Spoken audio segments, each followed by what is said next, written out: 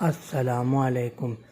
صحیح بخاری کتاب الاذان حدیث نمبر 799 حضرت رفاعہ بن رافع الزرقی رضی اللہ عنہ سے روایت ہے کہ حضور اکرم صلی اللہ علیہ وآلہ وسلم کے پیچھے ہم نماز پڑھ رہے تھے کہ اچانک پیچھے سے کسی نے سمع اللہ لمن حمدہ کے بعد ربنا لک الحمد حمدا کثیرا طیبا مبارکا فیہ کہا۔ جب نماز مکمل ہو گئی تو حضور اکرم صلی اللہ علیہ وآلہ وسلم نے ہم سب سے دریافت فرمایا کہ یہ کلمات کس نے کہے تھے، یعنی ربنا لک الحمد حمدا کثیرا طیبا مبارکا فیہ۔ تو جن صاحب نے وہ کلمات کہے تھے وہ سامنے آئے اور عرض کی حضور میں نے یہ کلمات کہے تھے۔